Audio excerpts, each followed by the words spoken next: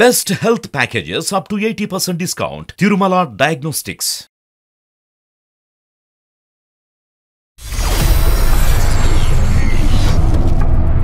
మీరు చెప్పిన అన్ని రీజన్స్ కరెక్టే, అన్నిట్లో పాయింట్ ఉంది. నేను ఇక్కడే పుట్టాను, ఇక్కడే పెరిగాను, వీళ్ళందరి మధ్యలో అల్లారు ముద్దుగా పెరిగాను. ఇప్పుడు అమెరికా లైఫ్ ఎలా ఉంటుందో నాకంటే తెలియకపోవచ్చు సార్, మీకు తెలిసే ఉంటుంది కదా. మెకానికల్ లైఫ్ నా వల్ల కాదు అది. అమ్మ జీవితం ఇది కాదు, అక్కడ ఉండాలి, భర్తతో ఉంటేనే జీవితం. కొన్ని కొన్ని మనం మార్చుకోవాలి, తప్పదు. ఒక గంట సేపు పిన్ని బాబాయిలతో మాట్లాడాలి, మా అమ్మమ్మతో ముచ్చటించాలి, అప్పుడప్పుడు ఏదైనా బర్త్డే అకేషన్స్ వచ్చినప్పుడు ఆశ్రమాలకు వెళ్ళాలి, సడన్ గా దైవభక్తి గుర్తొచ్చినప్పుడు తిరుపతి వెళ్ళాలి. ఇవన్నీ నేను అమెరికాలో చేయలేను.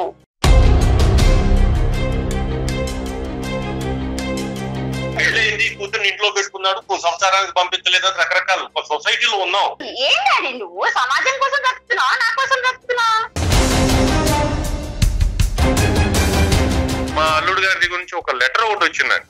ఆ లెటర్ చూస్తే ఎలా ఉందంటే అదేదో ఒక విధంగా నాకు ఒక వార్నింగ్ లా నాకు అనిపించింది.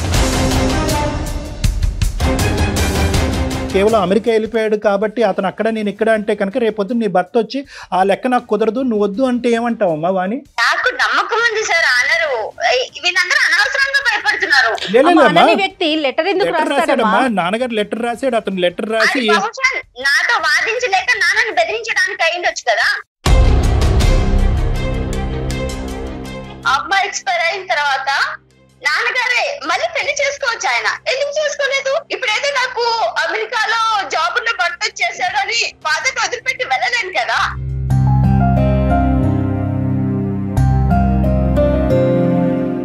నన్ను దాచి వెళ్ళే వరకు నేను ఈయనతోనే ఉండాలి.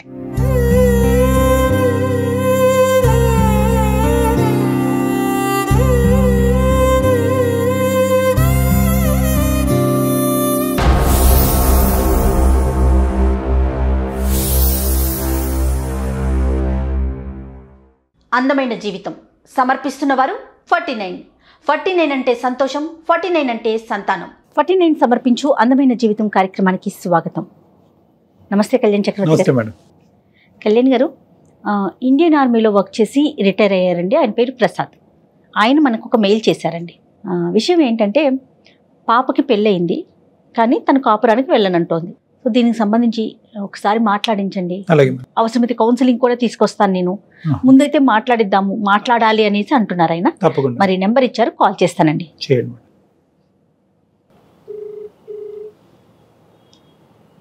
హలో ప్రసాద్ గారండి? అవునండి. నమస్తే అండి, నా పేరు జయ అండి. అందమైన జీవితం ప్రోగ్రామ్ నుంచి కాల్ చేస్తున్నాను, సుమన్ టీవీ నుండి. నమస్తే. నమస్తే మేడం. నమస్తే ప్రసాద్ గారు, మీ మెయిల్ చూశాను. నాతో పాటు డాక్టర్ కళ్యాణ్ చక్రవర్తి గారు కూడా ఉన్నారు. ఒకసారి మాట్లాడతారా? షూర్ అండి. యా. నమస్తే ప్రసాద్ గారు. నమస్తే అండి. ప్రసాద్ గారు, నాకు చాలా గౌరవం ఆర్మీ వాళ్ళంటే. అందులో మీరు కూడా ఎంతకాలం ఉన్నారు సార్ ఆర్మీలో? మీరు? Sir 20 years sir. సార్ అబ్బా, మేజర్ చేసి రిటైర్డ్ అయ్యాను సార్. చాలా సంతోషం సార్.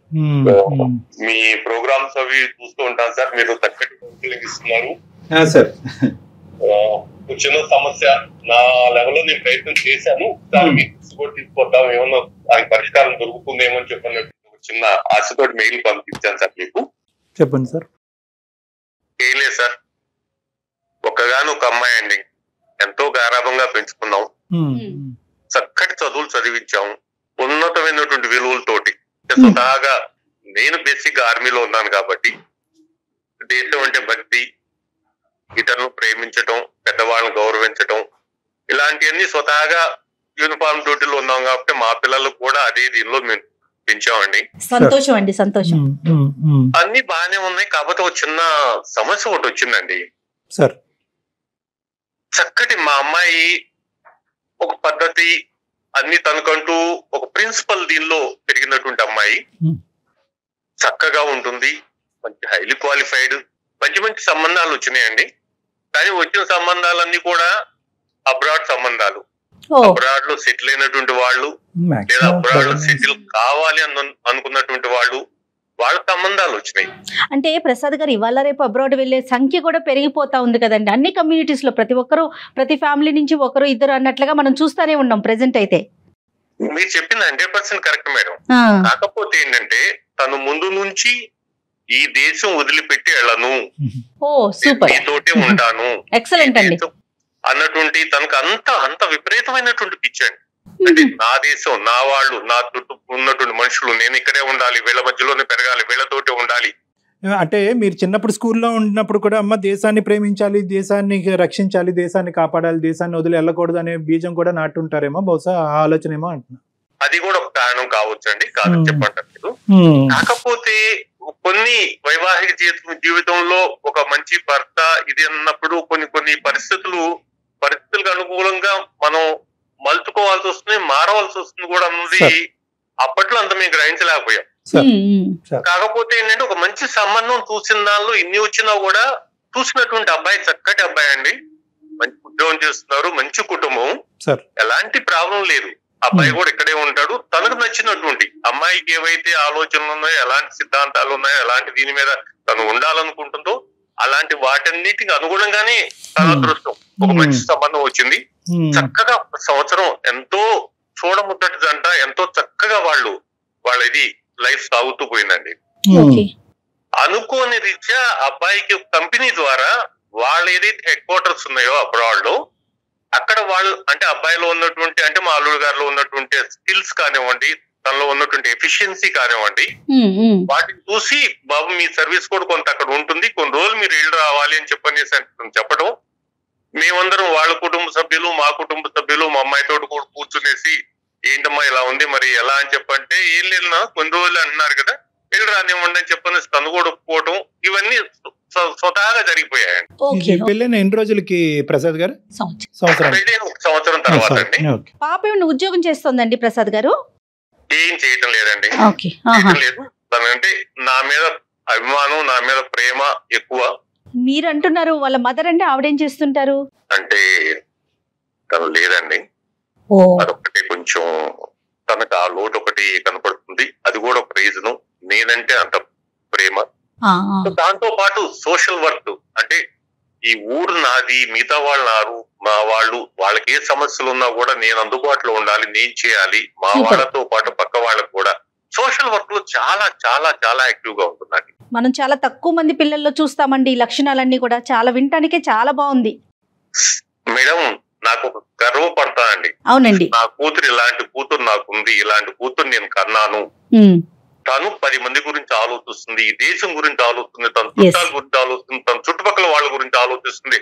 యాజ్ ఎ ఫాదర్ గా I'm really very proud madam మా అమ్మాయి గురించి. ఓకే అండి, ఓకే, సంతోషం.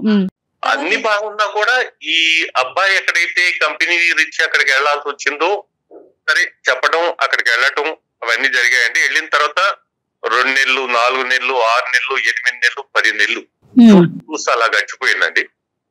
అబ్బాయి అక్కడికి వెళ్ళిన తర్వాత 2 నెలలు మళ్ళీ వస్తా అని చెప్పి అనుకున్న తర్వాత 2 నెలల తర్వాత ఫోన్ చేశారండి. ఫోన్ లో మాట్లాడుకుంటూ ఉంటామండి అప్పుడప్పుడు. ఫోన్ లో మాట్లాడుకుంటూ ఉండేటప్పుడు మామయ్య గారు ఇక్కడ బాగుందండి, ఇక్కడ నాకు స్టేటస్ బాగుంది, రెస్పెక్ట్ బాగుంది, అందరూ కూడా చక్కగా ఉంది అని చెప్పంటే ఓకే సంతోషపడ్డాం. అల్లుడికి ఒక మంచి రెస్పెక్ట్ దొరుకుతుందంటే ఏ మామ కూడా ఫీల్ గారండి, ఫీల్ అవుతారు కదా. తర్వాత ఒక 4 నెలల తర్వాత మళ్ళీ తర్వాత చిన్నగా ఒక వాయిస్ లో చిన్న తేడా. మామయ్య గారు ఇక్కడే ఉండిపోమంటున్నారు, ఇక్కడ ఉంటే నాకు ఇంకా బాగుంటుంది, ఫ్యూచర్ ఎంతో అద్భుతంగా ఉంటుంది, ఒక రెస్పెక్ట్ ఉంటుంది అన్న దగ్గర చిన్నగా ఇది ఉంటే అక్కడ నుంచి నాలో ఒక చిన్న టెన్షన్ స్టార్ట్ అయిందండి. అమ్మాయితోటి మాట్లాడి, అమ్మ అల్లుడు రమ్మంటున్నారు అక్కడికి. నాన్నగారు మీకు చెప్పాను కదా నేను వెళ్ళను అని చెప్పనేసి ముందే దానికి తగ్గట్టుగానే కదా మన అబ్రాడ్ మ్యాచెస్ మనకు వద్దు, ఇండియా మ్యాచెస్ లో ఇక్కడ ఉన్నటువంటి వాళ్ళని చేసుకుందాము అని చెప్పి అంటేనే కదా మీరు చేశారు అని చెప్పని తన వెర్షన్ తను చెప్పింది. ఇవన్నీ ఉన్నాయి. కానీ ఎలా అంటే ఈ మధ్య మా అల్లుడు గారి గురించి ఒక లెటర్ ఒకటి వచ్చిందండి. ఆ లెటర్ చూస్తే ఎలా ఉందంటే అదేదో ఒక విధంగా నాకు ఒక వార్నింగ్ లా నాకు అనిపించింది.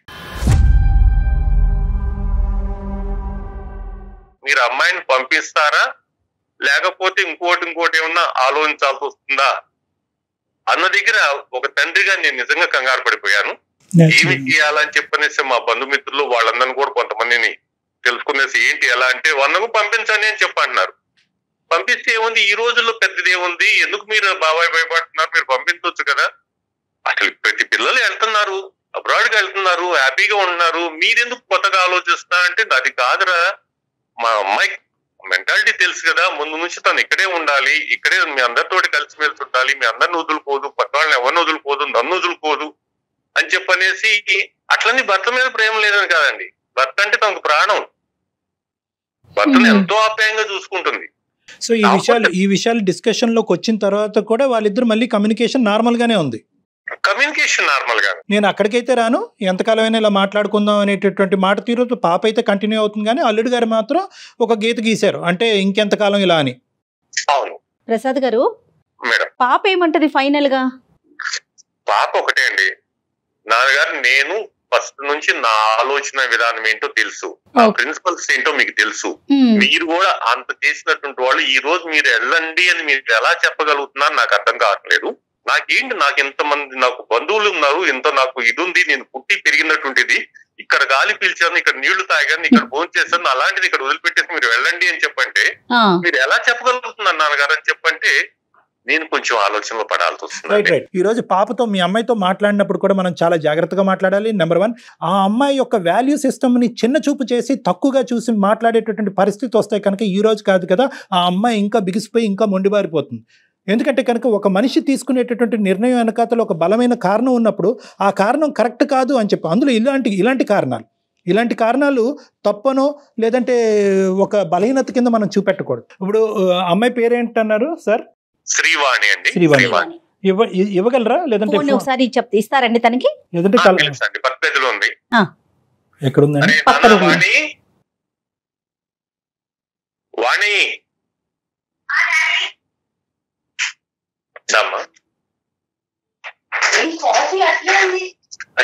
ఫోన్లో ఉన్నాను, కాఫీ తర్వాత మాట్లాడటం.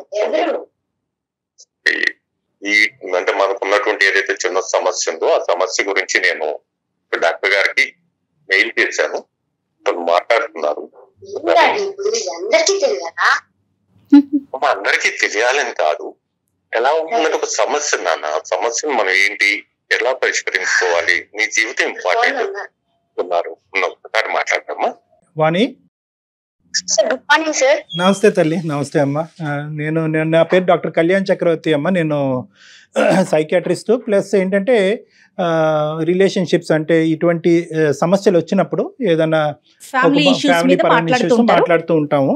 ఇదేది నిన్ను పబ్లిక్ చేయాలనే ఉద్దేశం ఏమీ కాదు, లేదంటే ఇది పబ్లిక్లో ఉంటేనే ఇష్యూ తేలుతుంది అనే ఉద్దేశం కాదు. కానీ ఈ వేదిక నాన్నగారు ఎంచుకున్నారు కాబట్టి దానికి న్యాయం చేయాలనే ఉద్దేశంతో నిన్ను పిలవమని చెప్పాము.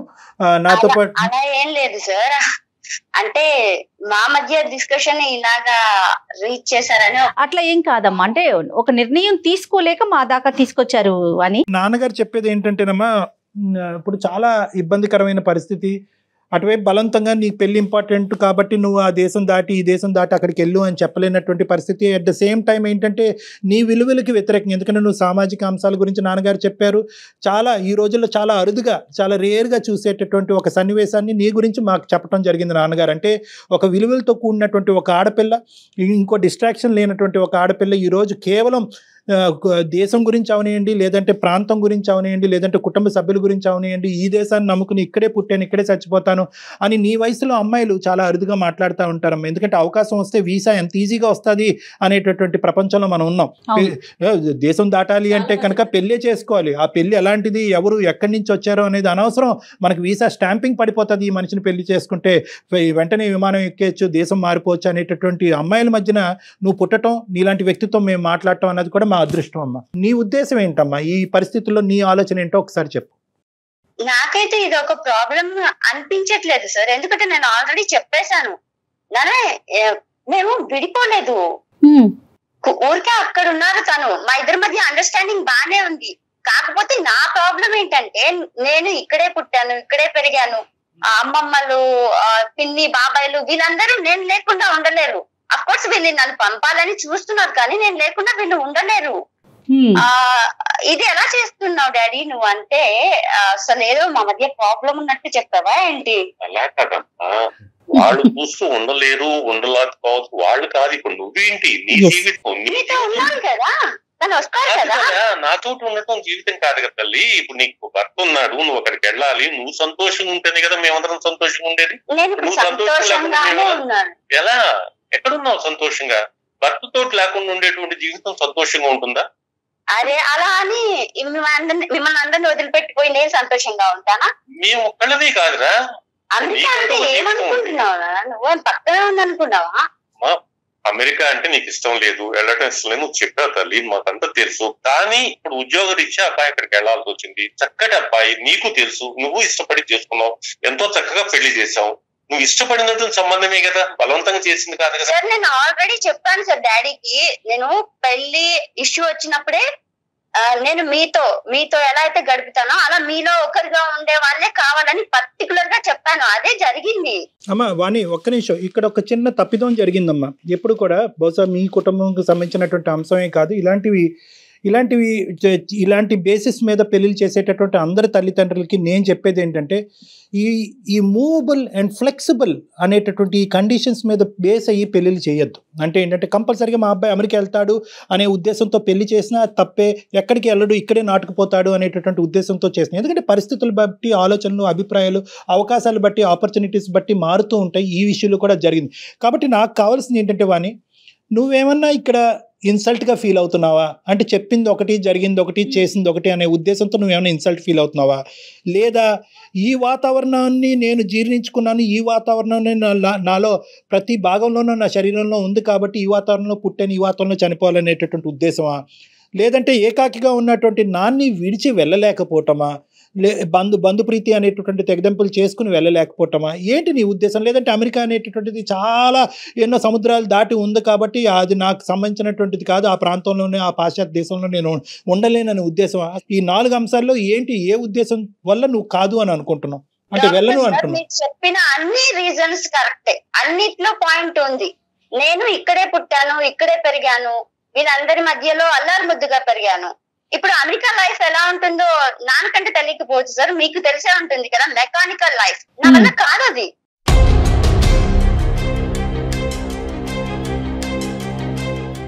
ఒక గంట సేపు పిన్ని బాబాయిలతో మాట్లాడాలి, మా అమ్మమ్మతో ముచ్చటించాలి, అప్పుడప్పుడు ఏదైనా బర్త్డే అకేషన్స్ వచ్చినప్పుడు ఆశ్రమాలకు వెళ్ళాలి, సడన్ గా దైవభక్తి గుర్తొచ్చినప్పుడు తిరుపతి వెళ్ళాలి. ఇవన్నీ నేను అమెరికాలో చేయలేను. మరి the other side of the coin ఏంటి? ఇప్పుడు దాన్ని ఎలా బ్యాలెన్స్ చేద్దాం అనుకుంటున్నావు? పెళ్లి అనేటటువంటి అంశాన్ని ఎలా బ్యాలెన్స్ చేస్తావు? నిన్ను నమ్ముకుని నీ జీవితంలో బ్లైండ్గా వచ్చినటువంటి ఒక అబ్బాయికి ఏమని చెప్దాం అనుకుంటున్నావు? ఇదేంటయ్యా పిల్లని పెళ్లి చేసి ఇంట్లో పెట్టుకున్నావు అని చెప్పి మీ తండ్రికి ఏర్పడేటటువంటి ప్రశ్నలకు సమాధానం ఏం చెప్దాం అనుకుంటున్నావు? ఏ బంధుమిత్రులతో అయితే కనుక ఇక్కడే ఉండిపోదాం అనుకుంటున్నారు, వాళ్ళు కూడా అమ్మ మా గురించి తర్వాత ఆలోచిద్ది, కానీ ఇక్కడ కాకపోతే ఫోన్లో వీడియో కాల్లో మాట్లాడుకోవచ్చు, నువ్వు అక్కడికి వెళ్ళటమే ఇంపార్టెంట్ అనేటటువంటి వాళ్ళకి ఏమని చెప్దాం అనుకుంటున్నావు? ఆ అబ్బాయిని నీకు ఇచ్చి పెళ్లి చేసినటువంటి ఆ తల్లిదండ్రులకి ఏమని చెప్దాం అనుకుంటున్నాం, మీ అత్తమామలకి? నేను వీళ్ళందరికీ ప్రతిరోజు ఏదో ఒక రకంగా సమాధానం చెప్తున్నాను సార్. కాకపోతే మా మధ్య గొడవలు అవేం లేవు. పైగా నేను ముక్కుసూటిగా ఉండే మనిషిని చెప్పాను తనకి. ఇదేమి నేను ఇన్సల్ట్ ఫీల్ అవడానికి అదంతా కాదు సార్. నేను పర్టికులర్ గా చెప్పాను, నాకు ఇక్కడే ఉండాలి, సో మనందరం మన ఫ్యామిలీతోనే ఉండాలి అని. ఇప్పుడు తనకి సడన్ గా వచ్చిందని నేను సడన్ గా మారిపోలేను కదా. పెళ్లి కాకముందు పరిస్థితులు వేరు, పెళ్లి అయిపోయిన తర్వాత ఒక ఆడపిల్ల జీవితంలో జరిగే పరిస్థితులు వేరు కదా. ఇప్పుడు ఒక గంట తర్వాత ఏం జరుగుతుందో మనం చెప్పలేని పరిస్థితి. సో పెళ్లి కాకముందు తను ఇక్కడే ఉంటారని పెళ్లి చేసుకున్నారు, కానీ ఇది జీవితం కదా, తను వెళ్లాల్సి వచ్చింది.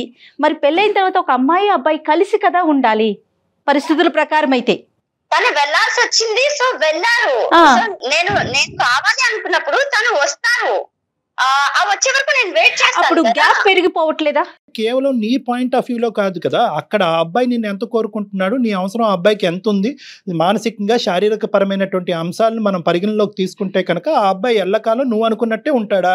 మన ఇద్దరం పెళ్లి చేసుకున్నావు, నువ్వు అక్కడే ఉండు, నేను ఇక్కడే ఉన్నా, హాలిడేకి వచ్చినప్పుడు నువ్వు కలుసుకుందాం అనేటటువంటి అభిప్రాయంతో ఎల్లకాలం ఆ అబ్బాయి ఉండగలడా? నాన్నగారిని కూడా ప్రశ్నించడం మొదలైంది. ఏమిటంటే ఎంతకాలం మీ అమ్మాయిని అక్కడ పెట్టుకుని ఉంచుకుంటారు, ఇంత ఇదే అయితే కనుక ఇంకెలా అనేది ప్రశ్న ఆల్రెడీ వచ్చింది. కాబట్టి ఇది ఎక్కువ కాలం ఇలా నాన్స్తూ అందరినీ ప్రతిరోజు ఫోన్ చేసి సాటిస్ఫై చేసేటటువంటి దానికి అవకాశం లేదు తల్లి. ఫోన్లో మాట్లాడకుండా అతను ప్రత్యేకంగా ఒక లెటర్ ద్వారా మీ నాన్నగారికి పంపించాడు అంటే కనుక లెటర్ ద్వారా లిఖితపూర్వకంగానే అతను అటువైపు నుంచి ఒక సమాధానం ఎక్స్పెక్ట్ చేస్తున్నాడు. ఇదేమన్నా వాళ్ళు ఒక ఆధారం కింద వాడుకుని రేపొద్దున ఇంకో స్టెప్ తీసుకోవడానికి అవకాశం ఉందేమో అన్నది కొద్దిగా నువ్వు ఆలోచించాలి. ఎందుకంటే ఇక్కడ నేను ఒకటి చెప్తున్నాను అని, కలిసి ప్రయాణం చేయకపోవటం వల్ల ఏమవుతుందంటే అక్కడ అసలు ఎలా ఉంది, ఆ వ్యక్తి ఎవరు, ఆ వాతావరణం ఏంటి, అమెరికా ఏంటి, ఆ దేశం ఏంటి అనేటటువంటిది నీకు ఇంకా పూర్తి స్థాయిలో అర్థం కావట్లేదు.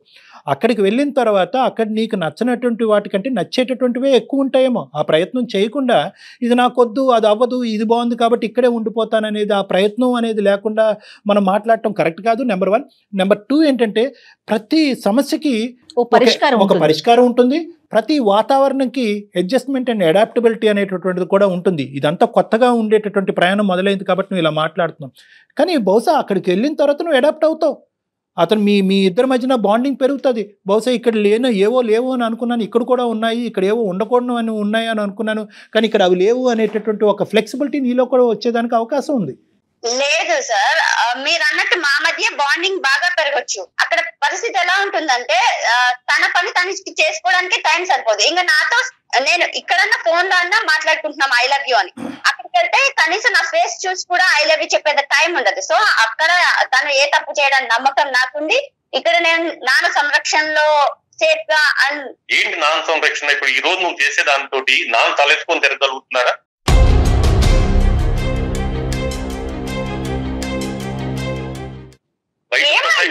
బయట సొసైటీలో ఏంటి వాళ్ళు ఏం మాట్లాడుకున్నారు? పెళ్ళయింది, కూతుర్ని ఇంట్లో పెట్టుకున్నాడు, సంసారానికి పంపించలేదని రకరకాలు సొసైటీలో ఉన్నాం. సొసైటీలో వాళ్ళు ఏం మాట్లాడుతున్నారు ఆలోచించొద్దా? మీరు చుట్టాలు బంధువులు ఇదేం చెప్పన్నారు, వీళ్ళు కాదు. మేము తలకాయకొని తిరగాల? మేము తలకాయకొని తిరగాలంటే నువ్వు భర్తతో ఉంటేనే మేము కొంచెం విలువగా సొసైటీలో మాకు ఒక మర్యాద ఉంటుంది, మాకు ఒక గౌరవం ఉంటుంది, మమ్మల్ని రెస్పెక్ట్. పెళ్లి అనేది డెఫినేషన్ అది కదా. నువ్వు ఆ డెఫినేషన్ పక్కన పెట్టేసి ఈ రోజు కేవలం అమెరికా వెళ్ళిపోయాడు కాబట్టి అతను అక్కడ నేను ఇక్కడ అంటే కనుక రేపొద్దు నీ భర్త వచ్చి ఆ లెక్క నాకు కుదరదు, నువ్వు వద్దు అంటే ఏమంటావమ్మా వాణి?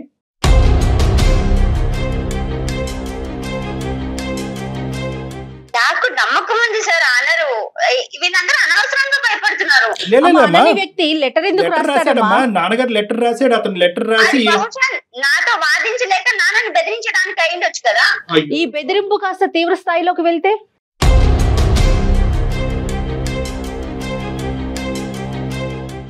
తను ఒక జాబ్ వచ్చి 2 months లో వస్తానని వెళ్ళిపోయి అక్కడికి వెళ్ళిన తర్వాత నాకు ఇక్కడ బాగుంది, నేను ఇక్కడ కంఫర్ట్ గా ఫీల్ అయిపోతున్నాను అంటే నేను సడన్ గా నువ్వు వచ్చే ఇక్కడ కంఫర్ట్ ఉంది అని నువ్వు చెప్తే ఎలాగా? నాకు అనిపించాలి కదా నాకు ఇక్కడ కంఫర్ట్ ఉంది.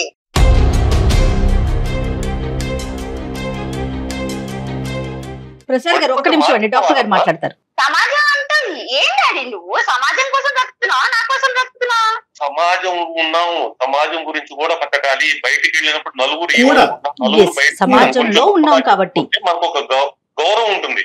నువ్వు చేసిన దాని పనితో నేను తలకా ఇచ్చుకోలేకపోతున్నాను. ఎందుకు? కొంచెం ఆలోచించురా. నేనేమన్నా వదిలిపెట్టొచ్చా? పెంచి ఉంటారమ్మా, చాలా ఎక్కువ సింగిల్ పేరెంట్ కదా. ఎందుకంటే బయట ఉన్నాం మనం. డాడీ నేను ఒకటి అడుగుతాను, మన ఇల్లు ఉంది, ఈ ఇంటిని సడన్ గా ఖాళీ చేసి వెళ్ళిపోమంటే వెళ్ళిపోతావా నువ్వు? బాధే, కానీ కొన్ని పరిస్థితుల దృష్ట్యా తప్పదు తల్లి. కొంచెం ఎందుకు అంత బలవంతం? మా గురించి కూడా ఆలోచించరా, పెద్దవాళ్ళం అయిపోయి. నీ గురించి ఆలోచించాను కాబట్టి నేను వెళ్ళట్లేదు. ఇల్లు ఖాళీ చేయటం, మనుషుల దగ్గర అవటం, ఈ రెండు చాలా డిఫరెంట్ అమ్మా. ఇల్లు ఖాళీ చేయడం అనేది ఇది పరిస్థితులు బట్టి. ఇక్కడ ఇది ఒక పెళ్లి, నువ్వు ప్రధానమైనటువంటి కాన్సెప్ట్ నీకు అర్థం కావట్లేదు ఏంటంటే ఇది ఒక పెళ్లి అనేటటువంటిది ఎప్పుడైతే మనం ఒక తీసుకుంటామో ఆటోమేటిక్గా ఇది మనసులకు సంబంధించినటువంటి 2 కుటుంబాలకు సంబంధించినటువంటి ఒక అంశం కాబట్టి 2 కుటుంబాలకి ప్లస్ నీ వాల్యూ సిస్టమ్స్కి బ్యాలెన్స్ అయ్యేటటువంటి ఒక నిర్ణయం తీసుకోవాల్సినటువంటి అవసరం ఉంది. ఇది ప్రతిసారి రబ్బర్ బ్యాండ్ సాగదీసే కొద్దీ సాగదం ఎక్కడో చాట తెగుతుంది. ఈ తెగేటటువంటి పరిస్థితి రాలేదు కాబట్టి నువ్వు ఇంత ధైర్యంగా మాట్లాడుతున్నావు ఈ రోజు. సార్ జాబ్స్ అనేవి ఇండియాలో కూడా లేకపోలేదు సార్. మరి నిజంగా నన్ను అంత మిస్ అవుతుంటే అదే పాయింట్ మీరు కూడా వెళ్ళొచ్చు కదా, 1 సంవత్సరం పాటు వెళ్ళి ఉండండి, చూడండి. ఇక్కడ ఏంటంటే మోసం జరిగింది, చెప్పింది ఒకటి చేసింది అనే కాన్సెప్ట్ నువ్వు తీయకపోతే కనుక మనం నెక్స్ట్ అడుగు వేయలేం. ఎందుకంటే కనుక ఇక్కడ ఇది పరిస్థితులు బట్టి అవకాశాలు వస్తున్నాయమ్మా. అతనికి ఒక మంచి అవకాశం వచ్చింది. ఈరోజు నీకే అమెరికాలో ఒక మంచి సామాజిక పరంగా ఒక సేవ చేయడానికి ఒక అద్భుతమైనటువంటి అవకాశం వస్తే కనుక, ఎంతోమంది జీవితాలు కాపాడేటటువంటి ఒక NGO వర్క్, ఒక సోషల్ వర్క్, నీకు నచ్చినటువంటి వర్క్ వస్తే కనుక ఖచ్చితంగా నువ్వు కూడా వెళ్తావు అన్నది నా అభిప్రాయం. ఎందుకంటే అవకాశం బట్టి పరిస్థితులు మారుతాయి, అది కూడా నువ్వు అర్థం చేసుకోవాలి. లేదు సార్, ఫర్ ఎగ్జాంపుల్ ఇప్పుడు ఎక్కడికైనా వెళ్తుంటాం సార్, మనము నీతి వాక్యాలు చెప్తాం. అంతెందుకు ఆశ్రమానికి వెళ్ళినప్పుడు మీరు పెద్దయ్యాక ఇలా చూసుకోవాలి, పేరెంట్స్ ని అలా చూసుకోవాలి, మన అన్న వాటిని వదిలి వెళ్ళకూడదని చెప్పి నేనే వెళ్తే రేపు వాళ్ళు క్వశ్చన్ చేస్తే నేను ఏం చెప్పాలి సార్? ఇన్ని బలమైన కారణాలు చెప్తున్నారు కదా, ఇవి కాకుండా ఇంకా ఏమన్నా రీజన్స్ ఉన్నాయా? రీజన్స్ అంటే ఉంటాయి మేడం, అన్ని చెప్పలేం కదా. ఇప్పుడు కారణాలంటే చెప్పాలి కదమ్మా. ఇప్పుడు అందరూ ఏమనుకుంటున్నారు, ఏమీ లేదు, ఆ అమ్మాయికి పెళ్ళే ఇష్టం లేదు, లేదంటే దేశం మీద ప్రేమ కదా, అసలు పెళ్ళి అనేటటువంటి సబ్జెక్ట్ లేదు, వాళ్ళ నాన్నగారు ఏదో మభ్యపెట్టి మాయ చేసి బలవంతంగా పెళ్లి చేశారనే కాన్సెప్ట్ కూడా వస్తుంది ఈరోజు రకరకాలు కదా. నువ్వు కారణాన్ని నువ్వు బలంగా చెప్పగలగాలి. ఏ కారణం? నేను ఇందాక 4 కారణాలు చెప్పాను, అది కానటువంటి కారణం ఇంకేమన్నా ఉందా, లేదంటే ఆ 4 ఒక బలమైన కారణం ఉందా? అదేం లేదు సార్, కాకపోతే నేను పర్టికులర్ గా మ్యారేజ్ ఇండియాలోనే కావాలనడానికి కారణము నాకు అమ్మ లేరు. ఓకే, అమ్మ ఎక్స్పైర్ అయిన తర్వాత నాన్నగారే మళ్ళీ పెళ్లి చేసుకోవచ్చు, ఆయన ఎందుకు చేసుకోలేదు నాకు అర్థమే కదా.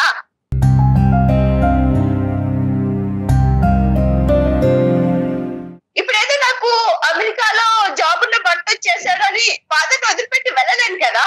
నాకు కొన్ని ఉన్నాయి ఇక్కడ, అసలు ఈయన నాకు చాలా వాటికి ఇన్స్పిరేషన్. ఒకవేళ నేను ఇప్పుడు ఇలా మొండిగా ఉన్నంటే అది కారణం మా డాడీదే.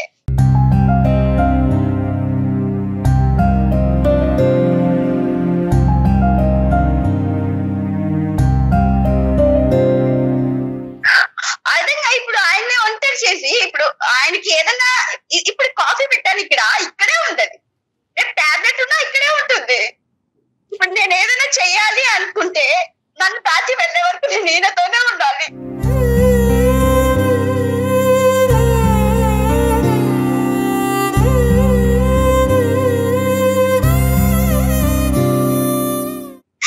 అది ఒక ముఖ్య కారణం. పైగా నాకు ఇక్కడ కొన్ని ఇన్స్టిట్యూట్స్ ఉన్నాయి, ఎంతో మంది అనాథలను చేసిపోతుంటే అది తప్పు అని చెప్పే ఇన్స్టిట్యూట్స్ ఉన్నాయి. ఇప్పుడు అది కాదని నేను వెళ్ళలేను కదా.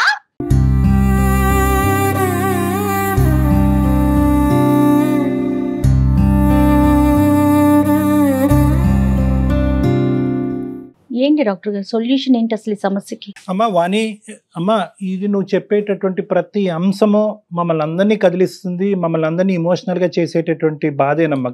వ్యాలిడ్ గా అనిపిస్తోంది. నువ్వు చాలా ఇమోషనల్ అవుతున్నావు. కేవలం నాన్న చుట్టూరునే నా జీవితము కరెక్టే, కాదనట్లేదు ఇప్పటి వరకు.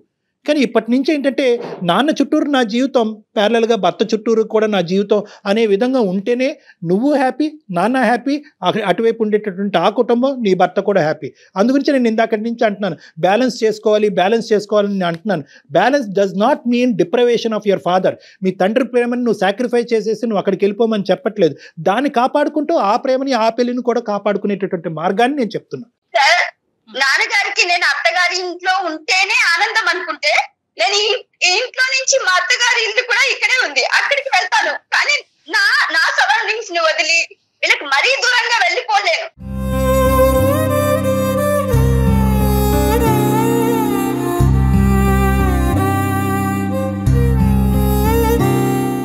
అత్తగారి ఇంటికి వెళ్ళటం గురించి పెళ్లి చేసుకోలేదు, భర్త గారి ఇంటికి వెళ్ళటం గురించి భర్త దగ్గరికి కదా మనం వెళ్ళాల్సింది. భర్త అనే నేను కావాలనుకున్న భర్త నాతో ఉండాలి కదా. అక్కడేదో దానికి ఒక అవకాశం ఇవ్వు వాణి.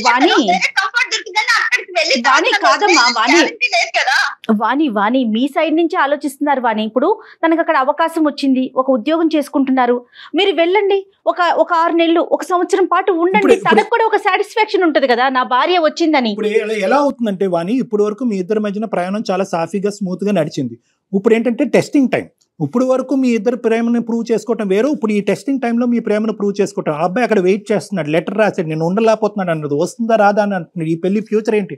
సో ఇప్పుడు ఏంటంటే ఇప్పుడు నువ్వు ఇంకా ఇది కొద్దిగా కాస్త ఇంకొద్ది సాగదీస్తే కనుక ఇప్పుడు వరకు మేము ఇంత ప్రేమ అభిమానాలతో ఉంటున్నాం అనేటటువంటి అంశం రేపొద్దున సనగిలుతుందేమో అన్నది నా అభిప్రాయం.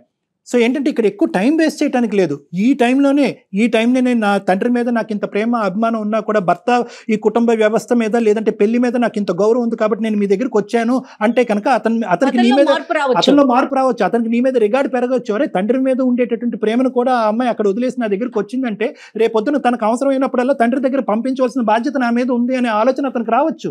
కేవలం ఒక పెళ్లిలో నేను ఇక్కడే ఉద్యోగం చేసుకుంటాననే ఒక అబ్బాయి ఇచ్చేటటువంటి ఒక మాట బట్టి నెక్స్ట్ 60-70 ఇయర్స్ వరకు నేను నా భర్తతో పాటే భర్త ఎక్కడ ఉంటాడు తండ్రి కూడా ఉంటాడు, తండ్రి ఎక్కడ ఉంటే భర్త ఎక్కడ ఉంటాడు అని కన్ఫర్మేషన్ ఎలా తీసుకుంటాం మనం? అసలు తీసుకోలేని విషయం కదా. అలా ఎవరు ప్రామిస్ చేయకూడదు. ఆ కండిషన్స్ మీద మ్యారేజెస్ అసలు జరగదు.